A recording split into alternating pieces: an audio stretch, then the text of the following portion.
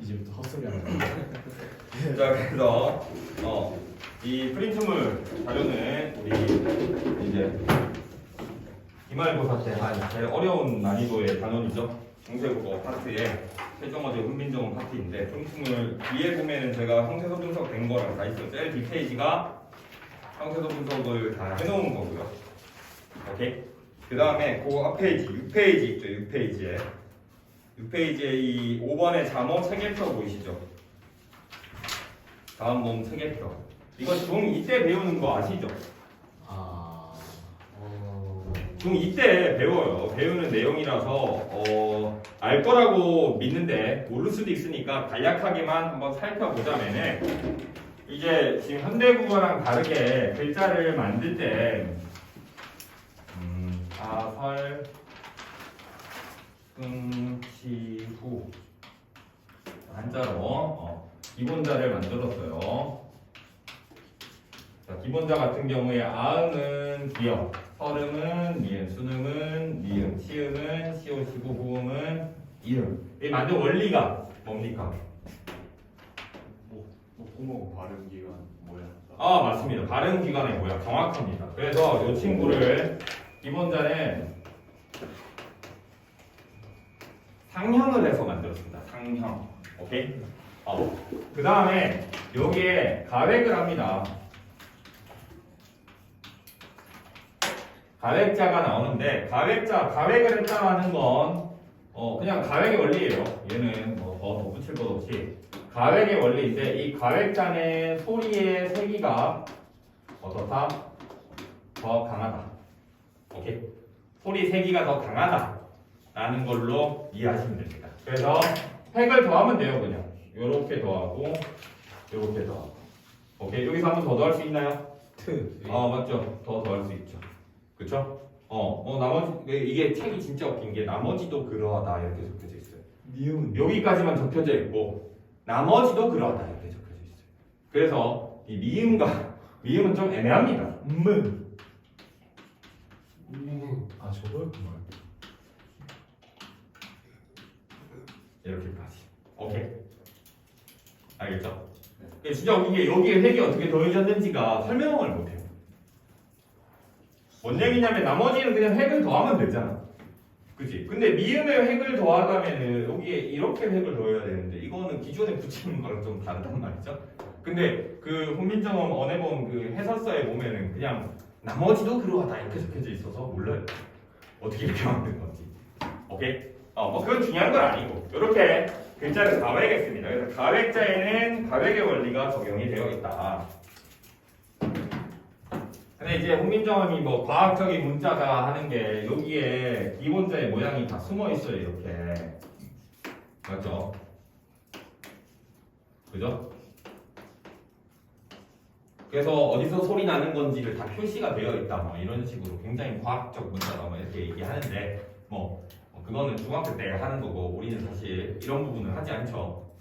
그 다음에 마지막으로 이런 거랑 관련 없이 그냥 글자 3개 만들었어요. 얘는 소리의 세기라든지 이런 거랑 아예 관련이 1도 없습니다. 오케이? 그래서 기억의 이체자, 이 옛니은, 꼬다리 있는 옛니은, 그 다음에 여기에 리을, 그리고 마지막 치음에 요거. 그래서 이 지금 이 몇 개입니까? 7개입니까?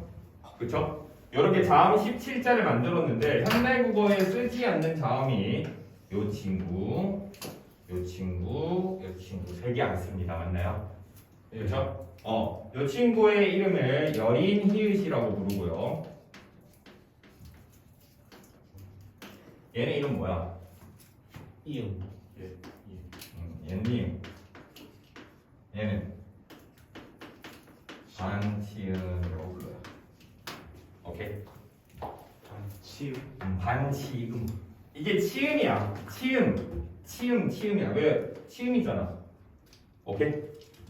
근데 얘는 반만치음이다 이거. 오케이? 알겠죠? 이 친구는 시옷을 울림소리로 읽었다고 하는데 추정하는 발음으로는 약간 이런 발음이라 생각을 하시면 됩니다. 스가 아니고 이런 발음.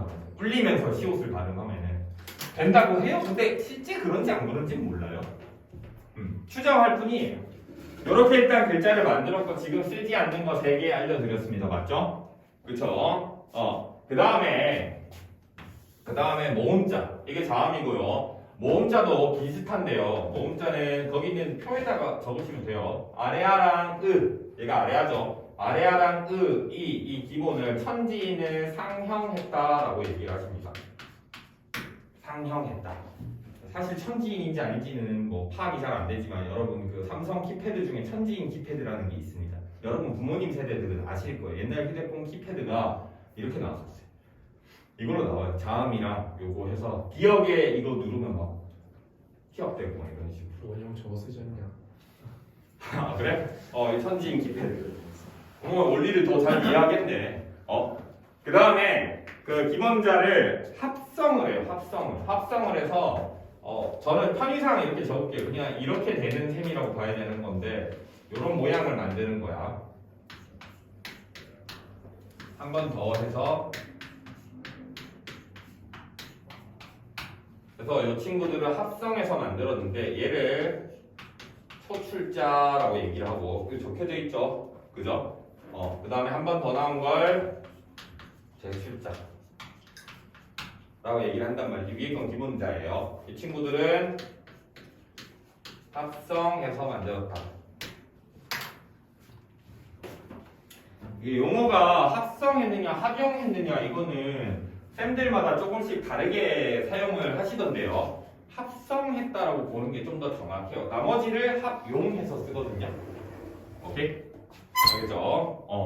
어쨌든 간에 이렇게 만들었어 글자를. 그리고 지금 사용하지 않는 글자가 뭐다? 요거다. 그지? 그리고 요게 아래하다.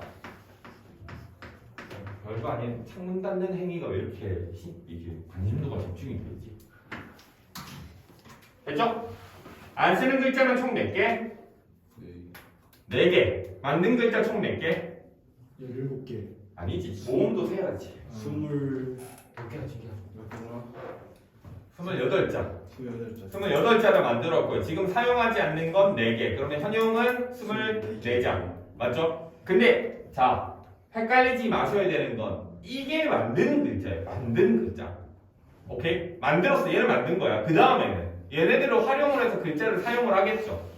그죠? 그러니까 뭐 다양한 사용 방식이 있겠지만 예를 들어서 뭐 이제 비읍 밑에다가 뭐 이런 식으로 적을 수도 있어요. 이런 걸 연서 표기 방식이라고 해요. 세로로 나란히 쓰는, 세로로 쓰는. 오케이? 근데 이런 연서 표기상 얘를 만드는 글자가 아니에요. 얘를 만든 게 아니야. 있는 걸 활용한 거잖아. 뭔 말인지 알겠어요? 만든 건 이 28개가 다예요. 오케이? 알겠죠? 여기에 우선은 자 아래아는 양성모음이에요. 그리고 얘는 음성모음이에요. 그리고 마지막 이는 중성모음이다. 오케이? 알겠죠? 아래아는 양성. 얘랑 대립되는 게 의예요. 의는 음성. 그리고 이는 중성으로 만들었어요. 만든 건. 오케이? 그리고 이 아래아가 오른쪽이나 위에 붙어 있다. 그러면은 다 양성모음이야. 그러니까 얘네들은 양성모음이에요. 왜? 아래아가 오른쪽이나 위에 붙어 있잖아. 그쵸? 맞죠? 아래아가 왼쪽이나 아래에 붙어 있으면은 음성모음입니다. 그래서 이 친구들은 다 음성모음. 이렇게 대립되는 구조로 이해를 하시면 편합니다. 뭔 얘기냐면 예를 들어서 자, 이거 양성모음이에요, 음성모음이에요? 음성모음이야. 얘의 대립되는 양성모음은 뭐다? 오케이? 이해하셨습니까? 요 구조를 좀 헷갈리지 않으셨으면 좋겠어요. 이걸 왜 설명하냐면은 이 당시에 모음 조화라는 규칙이 굉장히 엄격하게 지켜졌거든요. 오케이? 근데 모음 조화가 여러분 착각하지 마셔야 되는 게 그 음양의 조화하면서 양성기엔 음성 와야 되고 이게 아니고 양성이 오면 양성이 와야 되고 음성이 오면 음성이 와야 된다. 요렇게 규칙이 굉장히 엄격하게 지켜졌어요. 예를 들자면은 명령형 어미는 어라가 있고 아라가 있어요. 그쵸? 현대국어에 명령형 어미예요. 근데 여기에 만약에 먹이라는 어간 뒤에 오면은 어라가 붙지만 막이라는 어간 뒤에 오면 아라가 붙습니다. 이게 이유가 뭐냐면 이게 음성 모음이니까 음성이 붙고 양성 모음이니까 양성이 붙는 거란 말이야. 오케이? 근데 중세고는 이게 굉장히 엄격하게 지켜져요. 오케이? 그래서 모음조화가 여러분 지금 처음 보는 문헌엔 모음조화가 잘 지켜져 있어요. 근데 이후에 그러니까 교과서에 문헌이 몇 개 있는데 모음조화가 깨져 있는 게 나오면 깨졌다고 체크를 해야 돼. 그게 중요해. 그게. 문제로 내는 건 그거야. 밑줄 쳤을 때 얘 밑줄 치면 왜 밑줄 쳤는데 라고 했을 때 대답이 나와야 되거든요. 오케이? 근데 기본 규칙을 알아야 대답이 나올 거 아니야. 기본은 뭔데? 모음조화가 지켜졌다는 게 기본이에요. 그 당시에. 오케이? 현대국은 이제 막 깨져. 깡충깡충 이런 거 깨진 거예요. 깡충깡충 하면 양성음성 이렇게 깨지잖아. 맞죠? 왜 깨졌겠어요? 얘가 사라지잖아. 맞죠? 이 친구가 소멸되거든요. 얘가 소멸이 되는데 얘가 소멸이 되니까 얘랑 대립하는 양성이 없어지잖아. 그러면서 막 혼란스럽게 바뀌기 시작합니다. 오케이? 이유는 그렇다고 해요. 그렇게 알고 계시면 되고 그 다음에 여기 이제 만든 글자 중에 사라진 순서도 선생님이 언급하실 수 있으니까 만든 문자 28자 중에 4자 사라진 거 순서를 이야기를 하면은 제가 이제 이렇게 눈, 코, 입, 점 이렇게 가르쳐요. 다 이렇게 가르쳐요. 근데 눈, 코, 입, 점을 외우세요. 사라진 순서가 눈, 코, 입, 점이에요. 오케이? 알겠죠? 나중에 쌤 그거 뭔데요? 하지 말고요. 눈, 코, 입, 점 순으로 사라졌다. 옛날에 막 이거를 내가 이제 한 번씩 얘기하지만 이거를 이게 10원짜리로 뭐 산에가 10원을 들고 뭐 산에 가서 사과를 먹었더니 뭐 씨만 남았다 뭐 이렇게 외웠거든요. 저 때는 그렇게 외웠어요. 근데 이게 막 하면 헷갈려. 10원짜리로 사과를 사서 산에 갔더니 뭐 이렇게 헷갈린다고. 그래서 눈, 코, 입, 점으로 외우는 게 편합니다. 뭔 얘기인지 아시겠죠? 오케이. 자 그러면은 기본은 이거에 갑니다. 기본. 요 정도를 일단 알고 들어가야 되고요. 그 다음에 나머지는 본문을 보면서 제가 추가적으로 설명을 해드리도록 하겠습니다. 그 7페이지에 나와 있는 형태소 분석. 쌤 이거 다 외워야 됩니까? 라고 하면은 밑줄 쳐졌을 때 나와야 됩니다. 오케이. 제가 형태소 분석 되게 중요시하는 거 아시죠? 문법 할 때 맨날 자 어간이 뭐고 어미가 뭐고 맨날 했잖아. 그쵸? 그러니까 얘는 좀 의무적으로 좀 외워주셔야 됩니다. 알겠습니까? 형태소마다 어떤 의미를 가지는 것 정도 외워주시면은 나름 그래도 명확해. 그러니까 여기는 변형이 될 만한 게 니네 보고 새로운 중세국어 야 이거 중세국어식으로 바꿔서 써볼래? 이런 식의 문제는 잘 안 내요. 오케이? 그냥 나온 거에 밑줄 쳤을 때 자 여기 문법 요소 뭐야? 하면 탁탁탁 나올 수만 있으면 된다는 말이지. 그것도 안 본 걸 내지 않습니다. 아는 걸 내요. 보는 걸 낸단 말이에요. 그러니까 되게 뻔하게 나오고 어느 정도 규칙적으로 제시가 되어 있기 때문에 이거 꼼꼼하게 잘 보십시오. 우리. 자 다시 1페이지로 넘어가서요.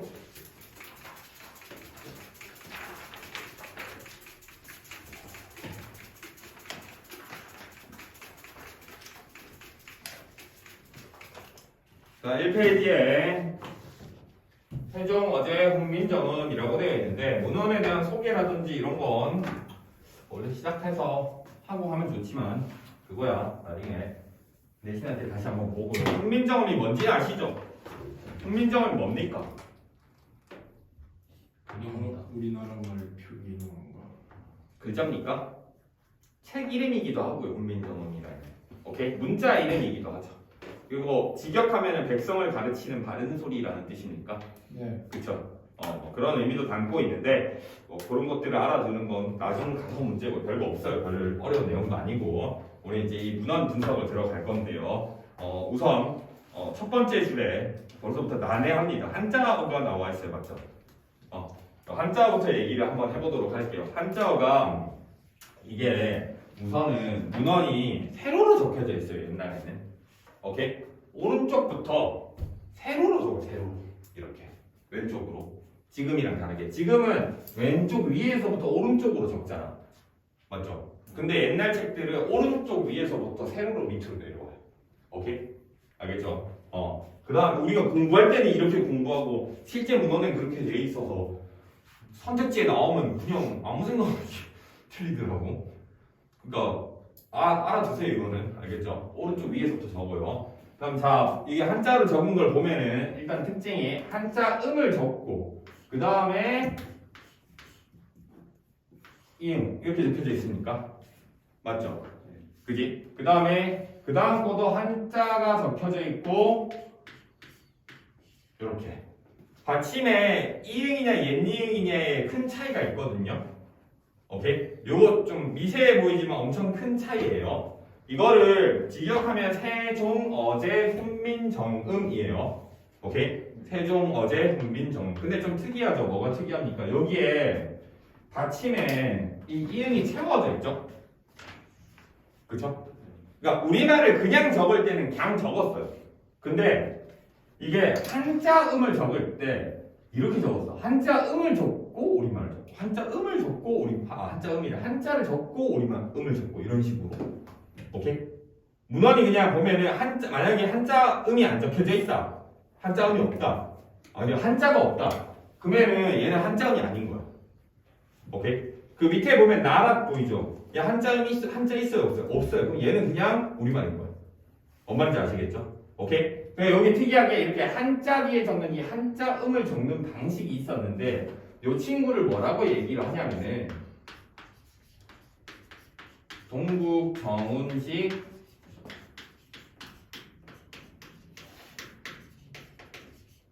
한자 표기라고 얘기하거든요. 동국 정운식 한자 표기 밑에 있어요. 동국 정운식 한자 표기를 사용을 했는데 우리 이 동국 정운식 한자 표기가 뭔지 알 필요가 있어요. 쉽게 생각하면은 외국말이죠. 맞죠? 이게 중국말을 적은 거란 말이야. 동국 정운식 책이 중국어 그 발음 적어놓은 그런 책이라고 이해를 하시면 되는데 그러니까 쉽게 생각하면 우리말이 원래 있었어요, 없었어요? 있었어. 우리의 언어가 있었어요. 원주민 언어처럼 언어가 있었던 거예요. 오케이? 언어는 있었는데 문자가 없었던 거죠. 오케이? 문자가 없었어. 문자가 없었는데 지금 언어를 만들었어. 맞죠? 언어를 만들었다. 문자를 만들었어. 문자를. 언어에 맞는 문자를 지금 이제 훈민정음이라는 문자를 만들었어요. 만든 다음에 이 글자로 이제 중국말을 적어보려고 하는 거야. 오케이? 적을 때 어떤 식으로 적을까 말까 고민을 하다가 자 예를 들어서 영어를 적어. 영어를 적을 때 뭐 이런 건 문제가 안 돼. 이거 우리 보잖아. 이거 적은 거죠 그냥. 맞죠? 근데 이거를 만약에 가다라고 적으면 뜻을 적은 거지. 맞지? 이걸 처음에 어떻게 해야 되는 거예요? 뭐가 맞는 거야? 지금 쌤 이게 의미고 이게 뜻이니까 가다라고 하는 거 맞나? 이것도 되게 중요해. 다인지 아닌지. 뭔 얘기인지 알겠어? 그러니까 뭔 얘기냐면 이런 다른 나라의 말을 적을 때 우리말로 적을 때 이게 고민이 되는 거예요. 어떻게 적을 건지가. 뭔 얘기인지 아시겠죠? 오케이? 그랬을 때 우선은 요런 방식대로 적었다는 거예요. 요런 방식대로. 그러니까 뭐 어떤 거 할까? 영어 뭐 있니? 재성이 자문아. 예? 자문아. 평소에도 적었어요. 그래? 내가 좀 지루하다는 얘기인가? 아니요. 그건 중요한 게 아니야. 영어 발음 좀 어려운 거 뭐 있니? 쌤 좀 덥습니다. 에어컨 틀어. 제일 어려운 거. 틀어도 되겠나? 그래. 여기 뭐 갑자기 이렇게 촉하게 말하지? 추우면 뭐 떼면 되지. 그 발음 뭐 좀 약간 꼬우는 발음 같은 거 있잖아. 골저스 이런 거라든지. 뭐 다저스 이런 거 있잖아. LA 다저스. 근데 다저스가 맞냐고 발음이 아니잖아. 다 늦었어. 뭔 얘기인지 알겠어요? 뭔 얘기냐면 영어 발음을 적을 때 실제로 고가 고 이게 맞냐는 거야. 영어 발음 단어 하나도 생각이 안 나지. 바보니까 갑자기 생각이 한 개도 안 나. 예시를 준비해와서 설명을 하는 건 아니라서 이게. 이벤추얼리. 이벤추얼리. 그게 그 발음이 이벤추얼리가 맞냐는 거야. 이벤추얼. 그거를 우리말로 적으려면 약간 이상하게 적어야 된다는 거야. 뭔 얘기인지 아시겠어요? 그 단어가 생각나. 예시가 있을 텐데. 브레이크를 정답으로 치면 브레이크가 영어 발음이 아니잖아. 그럼 옛날에 막 그래서 막 약간 이런 식으로 쓰는 느낌이야. 뭔 얘기인지 아시겠어요? 그러니까 약간 이런 느낌인 거야. 그러니까 이 이제 동정시 한자인데 이런 느낌이라 생각하시면 돼요. 뭔 얘기냐면은 이게 특징이 몇 가지가 있는데 첫 번째로 이거는 여기 아마 있을 수도 있고 없을 수도 있는데 알아두세요. 이거는 우선은 원음에 가깝게 표기를 했다. 첫 번째는 제일 핵심이 중국 원음에 가깝게 중국 원음대로 적으려고 했어. 중국 원음대로. 오케이? 그러니까 뭐 뒤에 보면은 우리 편안이죠. 편안. 우리 발음은 편안이야. 편안. 그치? 근데 여기 문헌에 편안이라는 단어가 나오는데 거기에 이렇게 적혀져 있어요. 이렇게 적혀져 있어요. 약간 원음이 이런 발음인가 봐. 원음. 약간 삐안 뭐 이런 발음이 있겠지. 중국 발음으로. 뭔 얘기인지 아시겠죠? 오케이?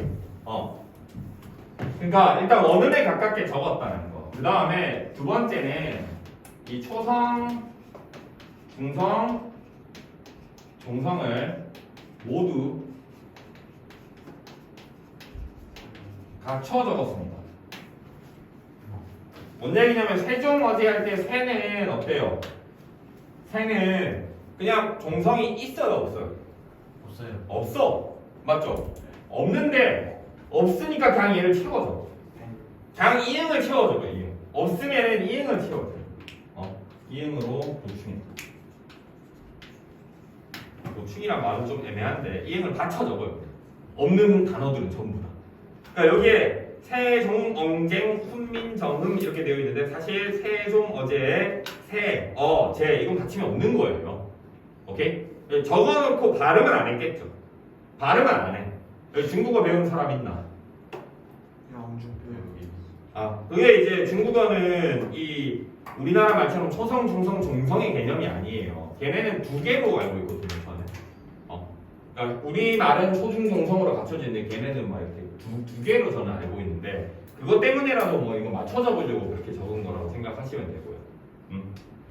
마지막으로 세 번째는 학교에서 얘기할 수도 있고 안 할 수도 있는데 일단은 설명 드릴게요. 이 세 번째는 첫 번째 원칙에 연결되는 건데 이형고래 표기라고 얘기를 해요. 이형고래가 뭐냐? 말이 어려워서 그렇지 이형고래가 뭐냐면은 이걸 통해서 입성을 표현합니다. 그럼 이제 니네 머리 아프지? 선생님 입성은 뭔데요? 이럴 거 아니야. 맞죠? 그죠? 이영고래. 이형고래. 안경 없나 안경? 없습니다. 이형고래. 이게 원음에 가깝게 표기한다라는 거의 원칙에 가까운데 일단은 입성이 뭐냐면은 그 받침의 안울림 소리라고 생각하면 돼요. 받침의 안울림 소리. 오케이? 그러니까 밥 이렇게 했을 때 이 비읍과 이 비읍의 발음이 같다고 했어요? 다르다고 했어요? 달라요. 이 밥은 막았다가 터트리면서 바까지 되는데 얘는 이미 열려있는 상태에서 앞 하고 터져요? 안 터져요? 안 터져요. 맞죠? 얘 보고 이제 불파음이라는 용어를 쓰는데 이런 애들 보고 입성이라고 얘기한다고 생각하시면 돼요. 오케이? 단순하게 그렇게만 아시면 되는 건데 이게 뭐냐면은 예를 들자면은 자, 요 단어의 발음은 우리가 다들 알고 있습니다. 이것까지는 모르진 않겠지. 달월. 그죠? 이 친구가 발음이 음이 월이에요. 월. 오케이? 근데 중국 원음 발음에서는 이게 약간 이 디귿 발음이 있는 거야. 중국 발음에는. 근데 리을 발음도 있고 디귿 발음도 있는 거야. 뭔 얘기냐? 약간 이런 느낌인 거야. 오케이? 리을 디귿 받침이 없는데 약간 이런 느낌인 거야. 그러니까 결국 확실한 건 이게 끝은 안울림으로 끝난다는 게 핵심인 거야. 오케이? 근데 아까 말했지만 중국 원음에 가깝게 적어야 되잖아. 오케이? 그러니까 이걸 적을 때 이렇게 적어 이렇게. 한자음 적을 때만. 이러면은 이게 발음이 이런 식인 거야. what 약간 이런 느낌. 월 리을 발음도 있고 이 안울림 소리 발음도 있어야 돼. 월 약간 이런. 뭔 얘기인지 알겠죠? 오케이? 네, 이런 것까지 있었어요. 근데 아마 3번까지는 학교에서 잘 하진 않고요. 1번, 2번 정도까지는 여러분들이 알고 있어야 됩니다. 오케이? 1번, 2번 정도. 저 아까 얘기했지만 이 이응이 받침 발음했어 안 했어? 했어요. 안 했어. 한자 적고 한자 적었어요. 알겠죠? 어디 이 문헌에서는. 오케이? 근데 다른 문헌에서는 한자 을 적고 뒤에 한자를 적는 방식도 있어요. 그러니까 결국은 여러분이 첫 번째 지문이 이게 바로 깔린다면은 나 지문이 쌤이 뭐 외부 지문 갖고 온다고 이랬을 때 그거 뒤섞여져 있는 거 나올 거란 말이야. 뭔 얘기인지 알겠지? 지금은 한자를 적고 한자 을 적었는데 그 쌤이 가지고 온 다른 문헌에는 한자 을 적고 한자를 적은 문헌을 줬어. 그러면은 밑줄 쳐져 있으면 이거 물어보고 싶은 거야. 뭔 얘기인지 알겠죠? 그러니까 얘를 기반해서 나머지가 그냥 그렇게 끼워 맞추시면 되는 문제로 나온단 말이에요. 오케이? 단순할 거예요. 그러니까 너무 걱정은 하지 마시고 일단 동국정식 한자 표기가 뭔지만 이해를 해 두도록 합시다. 학교쌤 설명을 잘 들어주셔야 되는 게 뭘 잘 들어주셔야 되냐면요. 여기에 지금 동국정식 한자음 표기에서 밑줄을 저 부분만 쳐놨지만 전부 다 동국정식 한자음으로 보는 게 맞아요. 오케이? 뭔 말이냐면은 이 문헌에서 한자 뒤에 한자 음을 적은 건 전부 다 동국정식 한자음 표기다. 일단은 일반적인 설명이에요. 일반적인 설명. 오케이? 근데 학교 쌤마다 조금의 차이가 있는 게 어떤 차이가 있냐면은 여기에 이행을 채워 넣어요. 그러니까 2번 규칙을 지킨 것만 동국정식이다. 이런 식으로 설명하실 때가 있어요. 학교 쌤이. 그렇게 설명하시면 그렇게 알아주십시오. 그게 맞는 게 아니긴 한데, 그러니까 그 설명하다 보니까 좀 꼬이는 부분이에요. 그게. 오케이? 이행이 아닌데 이행을 채워 넣은 것만 찾으시오. 이런 식으로 얘기를 해야 되는 거지. 이 문헌에서 이게 세종이 말한 거잖아. 임금이 말한 거잖아요. 근데 니네 뭐 약간 그런 거 있잖아. 옛날에 그 정치 얘기하면 안 되는데 그 대통령 담화문 같은 거 대신 써줬다고 그렇게 욕을 하는데 그 어떤 보스의 말이 그렇게 중요하단 말이지. 그 왕의 말을 적은 거예요. 어떤 건 동국정식으로 적고 어떤 건 동국정식이 아닌 걸로 적고 그게 더 이상하지. 전부 다 동국정식으로 적었다라는 게 타당하지. 한 문헌에서 얘는 이렇게 적고 얘는 이렇게 적고 이게 더 말이 안 돼. 뭔 얘기인지 아시겠죠? 오케이? 그러니까 학교쌤 설명의 의도는 그거예요. 동국정식 한자음 표기상 특징이 드러난 게 이 받침 이응 채워 넣은 것들이다. 이런 얘기를 하고 싶은 거겠죠. 뭔 말인지 아시겠죠? 오케이? 그러니까 세로가 안 적었잖아. 이걸로 안 적었어. 여의로 적었어요. 왜? 중국 어는 발음이 약간 새 이런 느낌이겠죠. 새가 아니라. 오케이? 알겠죠? 이건 됐고요. 뒤에 이제 세종어제 훈민정음에서 밑에 설명 보시면요. 동국정식 한자음 표기란 세종 당시의 한자음을 중국 한자 원음에 가깝도록 표기한 걸 말합니다. 이는 종성에 음가가 소리값이 없는, 그러니까 그냥 적어놓기만 한 거지 실제로 읽진 않는다는 거예요. 받쳐 적습니다. 우리나라의 말은 소, 중, 종성이 모두 갖춰져야 안정된 구조라고 생각을 하는데 이런 이유 때문에 받침이 없으면 이응을 받쳐 적습니다. 오케이? 알겠죠? 근데 만약에 소리값이 있다. 그러면 어떻게 적는다? 요렇게 적는다. 요게 나중에 이게 됩니다. 받침의 이응이 됩니다. 모양이. 그러니까 지금은 초성의 이응은 소리 없다라고 얘기하잖아. 우리 할 때 초성의 이응 소리 나 안 나면서 막 했었잖아요. 의문이 아니야 하면서. 그러니까 옛날에는 구분이 됐는데 지금 구분이 안 돼. 오케이? 자, 그러면은 됐어요. 밑에 주의하기는 학교 쌤 설명이 이렇게 할 수도 있다라는 것만 확인해 주시면 되고 이건 학교 쌤 설명을 열심히 잘 들어주시면 됩니다. 알겠죠? 그 다음에 나라 볼게요.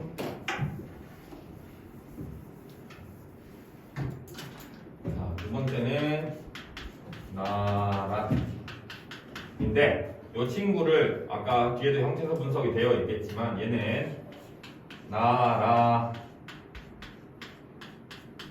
이렇게 해야 돼요. 정확하게는 이렇게 해야 되는데 대체적으로 나라에 대한 이 이야기는 잘 안 하실 수도 있는데 알려드릴게요. 이 나라는 히읗, 중성, 체어이라는 용어를 써요. 용어가 어려워서 그렇지 그냥 히읗이 숨어있는 말 정도로 이해를 하시면 됩니다. 예를 들어서 암수 있죠. 암수 암컷. 네, 암수. 근데 암수라고 적을 때는 히읗이 있어 없어? 없어요. 없어요, 맞죠? 근데 여기 뒤에 닭을 붙이면은 이게 발음이 어떻게 돼요? 탁탁. 그렇죠. 이렇게 나오죠. 디귿이 치읓이 되려면 뭐가 있어야 돼? 시옷이요. 히읗이 있어야 돼. 그러니까 이 암이란 말은 사실 옛날부터 히읗 종성체였어요. 지가 나올 수 있는 환경이 됐다. 그럼 나와. 오케이? 나올 수 있는 환경이 어떨 텐데 뭐 이런 식으로 결합할 수 있는 친구가 왔을 때 여기 여기 숨어있다 히읗이 시옷이랑 붙일 수 있어 없어? 있어요. 어떻게 붙일 건데? 암수? 히읗이랑 시옷을 어떻게 붙여요? 안 붙이죠. 못 붙이지. 붙일 수 있는 건 뭐 있어요? 디귿. 기억, 디귿, 지읒. 지읒, 미음. 어? 네? 미음? 디귿. 비읍. 비읍이 피읍이 되잖아. 크트푸츠 생각해. 크트푸츠. 크트 붙이 크트 붙이. 어? 오케이? 그러니까 이게 숨어있다가 이게 튀어나오는 애들이 있어. 이런 친구들이 있거든요. 나라가 이런 히읗 종성 체언이다. 이런 애들 보고 히읗 종성 체언이다. 이렇게 얘기를 해요. 알겠죠? 오케이? 그 다음에 이거 되게 중요합니다. 시옷. 이 문제가 무조건 나옵니다. 선생님 문제에 나올 거 하나 집어주세요 하면은 이 시옷은 안 될 수가 없습니다. 100%. 이 시옷은 뭐냐면은 이 밑에 오른쪽에 현대어 해석 보이시죠? 우리나라의 이렇게 되어 있습니까? 맞죠? 그러면 이 시옷이 하는 역할은 뭐예요? 내가 형태소를 분석해 줬으니까 나라는 우리나라일 거고 시옷은 뭐겠어요? 그치, 시옷은 곧 의가 되겠죠. 그쵸? 의는 뭔데요? 현대국어예요. 의는 관형격 조사입니다. 관형격 조사. 그러니까 이 의가 관형격 조사의 역할을 하는데요. 중세국어 때는 이 시옷이 관형격 조사의 역할을 할 때가 있었다. 그러면 쌤 중세국어 때는 의는 없었습니까? 아니요, 의도 있었습니다. 그래서 관형격 조사, 중세국어의 관형격 조사를 얘기를 하자면은 현대국어는 이게 다예요. 현대국어 의 하나밖에 없어요. 관형격 조사. 오케이? 중세국어의 관형격 조사를 얘기하자면 일단은 의만 있었겠어요? 아니지. 아까 뭐 제일 처음에 할 때 뭐 했어요? 음양의 조화가 있다 했잖아. 맞지? 그러면은 자, 의 있어. 이거 음성 모음 있는 거 아니야? 의 있으니까. 맞지? 그러면은 요게 있는 거죠. 아래아가 붙은 에. 알겠죠? 오케이? 이렇게 있어. 이렇게 짝이야, 짝. 늘. 얘네들 전부 다 짝이야, 짝. 이런 식으로 있다고 생각하면 돼요. 그러니까 이 의가 있는 친구는 웬만하면 아래아도 같이 나타나요. 늘 짝으로. 그 다음에 시옷 이렇게 있어요. 시옷. 일단은 이렇게만 알아두시면 되는데 이 친구는 어떨 때 쓰냐면은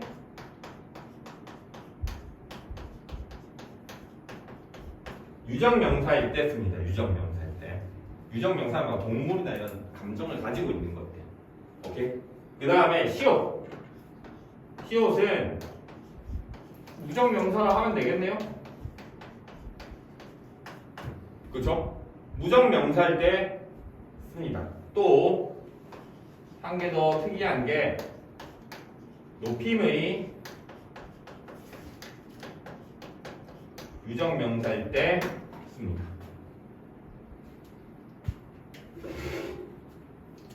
오케이? 높임의 유정명사일 때도 쓴다. 그러니까 얘가 유정명사 뒤에 시옷이 갑자기 쓰였어. 그러면 우리는 그렇게 생각해야 돼. 이거 높였구나. 오케이? 예를 들어서 은호 하면은 양성모음이 왔으니까 얘가 와야겠지? 맞지? 근데 적을 때 은호 이렇게 적혀져 있어. 그러면 이거 해석을 어떻게 해야 된다? 은호의 이러면 안 된다고. 은호는 유정명사잖아. 근데 시옷을 썼어. 그러면 은호님의 이렇게 해야 된다. 뭔 얘기인지 아시겠어요? 높여야 된다. 오케이? 근데 이게 아니고 뭐 이제 양성모음이 와야 되니까 이렇게 왔다. 그러면은 은호의 이렇게 하면 됩니다. 뭔 말인지 아시겠죠? 오케이? 근데 대부분의 무정명사 뒤에 시옷이 와요. 나무 같은 것 뒤에 시옷이 그냥 온다든지 책상은 시옷이 그냥 뒤에 튀어나오게 됩니다. 그러니까 현대국어에 보면은 이 촛불이 이게 결국은 초 더하기 불인데 뒤에 사이 시옷이 들어간 거지. 시옷이 관형적 조사니까 뭔데? 초 우정명사 맞지? 맞지? 그러면 초의 불 이렇게 되는 거지. 요 흔적이 남아서 지금 살수 현상이 있는 거거든요. 오케이? 알겠죠? 여기까지 이해 안 되는 부분이 있습니까? 없죠? 그러니까 밑줄이 쳐졌다. 만약에 나라세 밑줄 쳐졌다. 그러면 이게 지금 제가 이 칸에서는 이게 다예요. 더 나아요. 오케이? 알겠죠? 세종어제 저기 밑줄 쳐져 있다. 그러면 저 동북정원식 한자음 그게 물어보는 거야. 특히 받침 이응 채웠냐 안 채웠냐 이걸 많이 물어보는 거야. 알겠죠? 그 다음 세 번째 말싸미. 말싸미까지 하겠는데 말씀이 싸움 말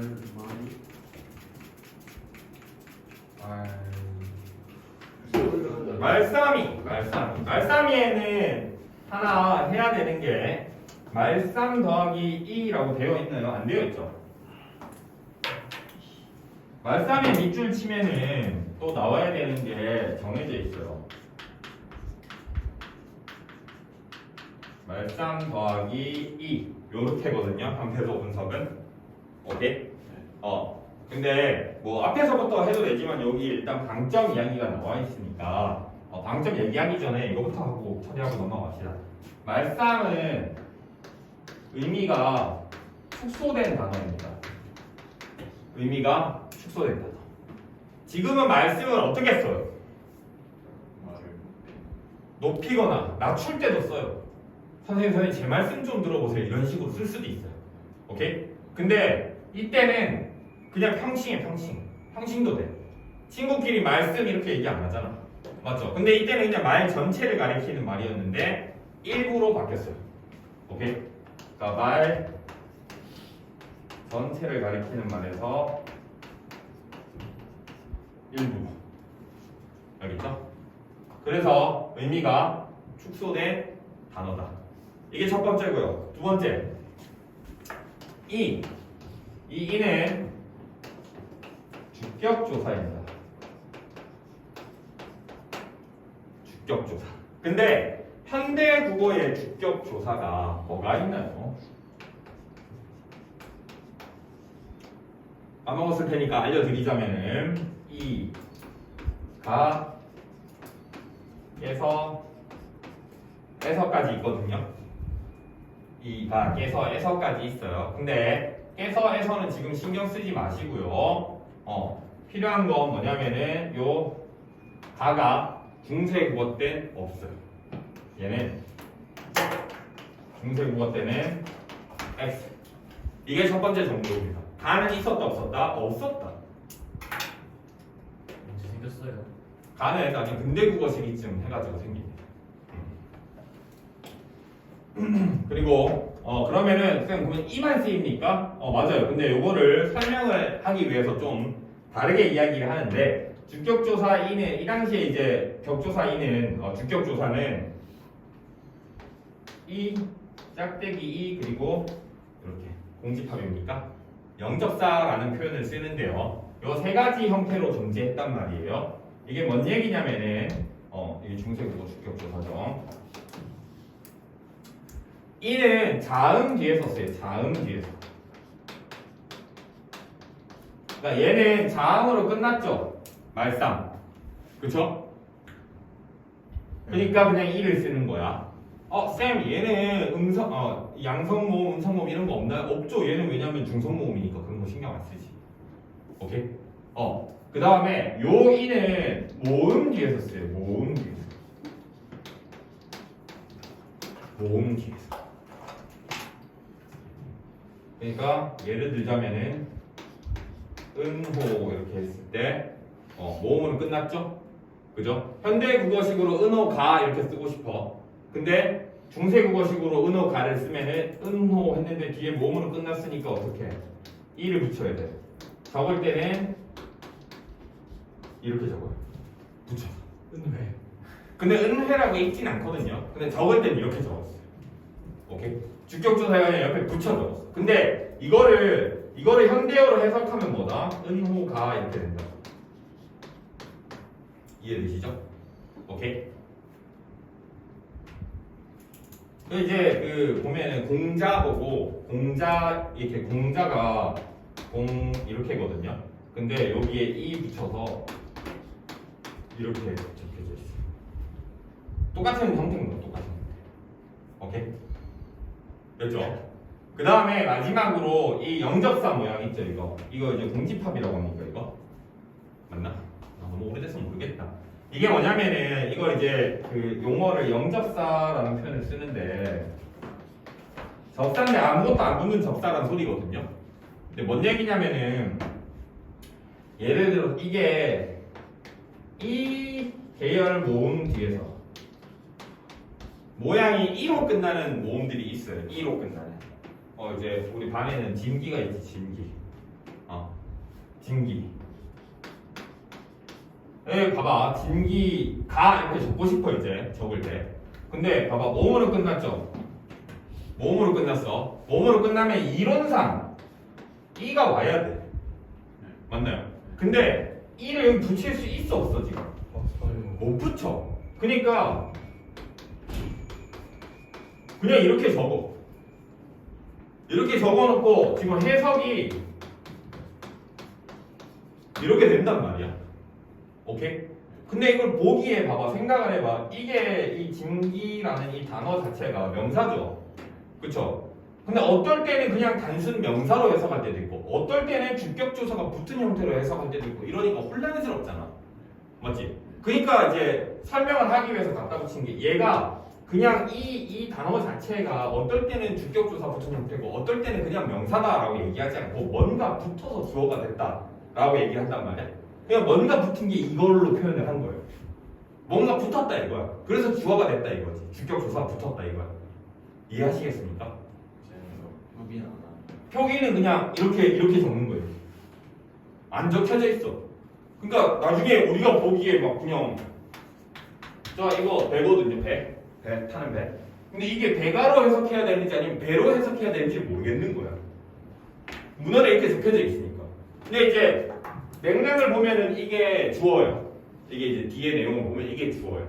그러니까 얘가 뭔가 이 플러스 알파가 돼서 주어로 해석을 해야 되는 거다. 이 플러스 알파를 지금 이 영접사로 표현을 하는 거예요.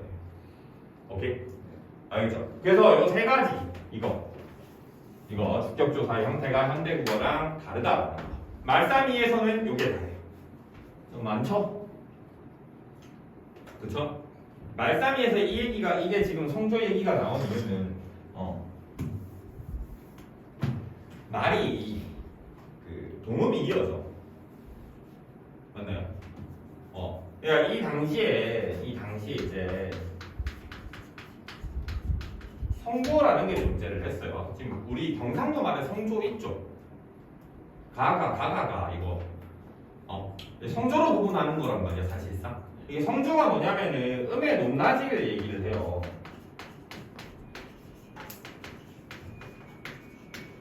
이게 이제 지역마다 조금씩 차이가 있죠. 이거 어디까지 올라가는 거예요? 이거 발음 다 다른 거 알죠? 부산은 뭐 이거 어디까지 올라가는 거예요? 뭐 이거 아무튼 모르겠어 뭔지 나도. 어디까지 올라가는 거 몰라. 아무튼 그건 중요한 건 아니고 성조라는 게 있어요 지금. 이 성조는 음의 높낮이를 이야기하는 것인데 이 음의 높낮이를 표시하기 위해서 방점을 사용을 해요. 방점은 뭐냐면 여기 문헌에 보면 글자 왼쪽에 우리말 왼쪽에 점 찍혀 있는 거 보이시죠? 그죠? 점이 찍혀져 있어요. 이게 의도적으로 다 찍어 놓은 건데요. 점을 몇 개 찍느냐에 따라서 발음하는 방식이 달라져요. 보통 이제 이걸 이런 식으로 설명을 많이 하는데 뭐 여러분 이건 여러분 외우기 편한 대로 외우십시오. 저는 이렇게 외웠어서 설명도 이렇게 하는 건데 가장 낮고 평평한 소리를 평성이라고 하고 낮다가 높아지는 소리를 상성이라고 하고 가장 높은 소리를 거성이라고 얘기를 해요. 오케이? 그리고 아까 이제 이야기한 이 입성도 있는데 빨리 닫히는 소리가 입성이다 이런데 사실 입성은 음의 높낮이라고 보기 애매하거든요. 맞죠? 입성은 그냥 아들림 소리로 끝나면 입성이라서 입성은 평성일 때도 입성이 있을 수 있고 상성일 때도 입성이 있을 수 있거든요. 그래서 얘는 음의 높낮이라고 얘기하기 좀 애매한데 설명할 때 같이 붙여서 하더라고요. 근데 평성은 무적. 그러니까 여기 밑에 있죠. 정 x 이게 없나? 그냥 이렇게 줄글로 적혀져 있네. 그죠? 그러니까 평성은 무점. 그냥 낮게 얘기하면 평성. 상성은 2점. 거성은 1점. 점 1개 찍으면은 거성. 점 2개 찍으면은 상성. 오케이? 이거 이제 알아야 되는 정보. 이건 기본이고요. 알아야 되는 정보가 상성인 현대 국어의 장음이다. 장음으로 흔적이 남아있다 라고 합니다. 나머지는 없어요. 오케이? 상성만 현대국어에 이제 장음으로 남아있는 거 아니냐 이렇게 파악을 하고 있고요. 그러면은 여기 이제 읽어보면은 봐봐요. 나 점 있어요 없어요? 없죠? 나 글자 왼쪽에 점을 찍어요. 왼쪽에 글자 왼쪽에 찍는 거야. 오른쪽에 찍는 게 아니고. 오케이? 나 점 있어요 없어요? 없죠? 좀 낮게 나은요 점 있죠? 한 개 있나요? 그럼 거성 그 다음에 말 점 2개죠? 맞죠? 그러면은 낮다가 높아지는 소리 그 다음에 싸 점 없고 미 점 있죠? 읽을 때 이렇게 읽어야 돼요.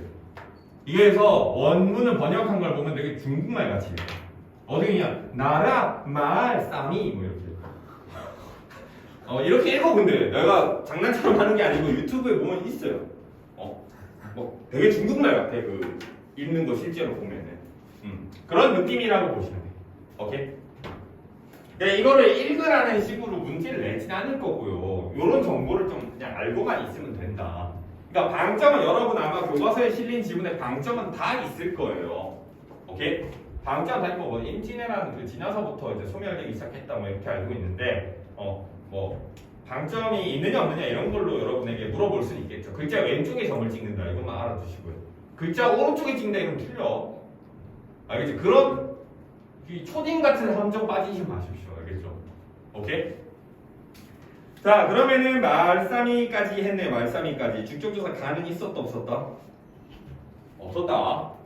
알겠죠? 그 다음에 아까 얘기했지만 이 입성을 포함하실 수 있는데 입성은 높낮이랑 사실 관계가 별로 없어요. 오케이? 입성은 높낮이랑 별로 관계없이 받침이 기역, 디귿, 비읍, 시옷이라고 되어 있나요? 맞죠?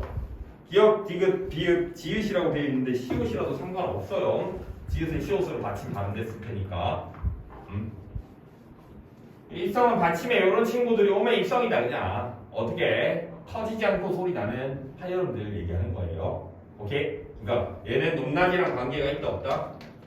높낮이랑 관계가 없다. 평성에서도 받침이 예면 입성으로 끝내는 거고. 오케이? 상성일 때도 받침이 예면은 입성으로 끝내는 거고. 이해하셨죠? 오케이? 요 부분까지. 이 정도는 해올 수 있죠 여러분들? 공부 다음 주까지. 네. 정도는 이게 그러니까 결국 봐봐. 이게 몇 마디 안 했지만 뒤에는 이렇게까지 많진 않아. 이거 시작이라서 막 이런 걸 얘기하지. 뒤에 가면 그냥 야 주격조사 나왔지. 요거 주격조사 부충보다 이렇게 이거 설명한 내용이 그냥 그 뒤에는 그냥 주격조사 여기 있어요 이렇게만 알려주고 넘어가게 되는 거고. 관행적 조사도 마찬가지. 성적 뒤에 얘기도 안 해요. 그냥 다 성적 있죠 이렇게 하고 넘어간다고. 뭔 얘기인지 아시겠죠? 그러니까 시작만 이렇게 할 말이 좀 많은 거지. 뒤에 가면은 그렇게 할 말이 많지 않아요. 특이한 것들만 좀 얘기해주고 끝이거든요.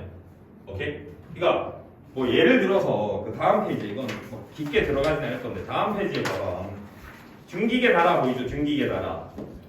그쵸? 다음 페이지에 보면 중기계 달아 이렇게 되어 있거든요. 중기계 밑줄 치면 뭐 얘기하겠어요? 동국정식 한점 얘기하겠죠. 맞죠? 그쵸? 오케이? 그냥 그런 식인 거야 계속. 오케이? 문장 와로 할 때 문장 문장 짱 여기 밑줄 쳐져 있으면 문제 뭐 나와? 동국정식 한자하면 이행 채우고 나온다니까. 아까 앞에서 설명한 거. 오케이? 근데 뒷내용은 계속 앞서 배운 내용들 적용일 뿐이거든요. 그러니까 시작할 때 조금만 꼼꼼하게 해두시면은 뒤에는 뭐 아주 이지하게 할 수 있습니다. 이게 중세국어 파트가 이해하기 좀 어려워서 그렇지 한번 뚫고 나면은 별로 공부 안 해도 실력 줄어들지 않는 부분이에요. 그러니까 미리 좀 해놓고 나중에 내신 기간 때는 다른 부분 좀 집중 많이 하고 중세국어는 시간 많이 안 쓸 수 있도록 우리 합시다. 오케이? 오늘 여기까지 하도록 하겠습니다. 그러면은 저거 좀 꺼줘. 꺼졌니?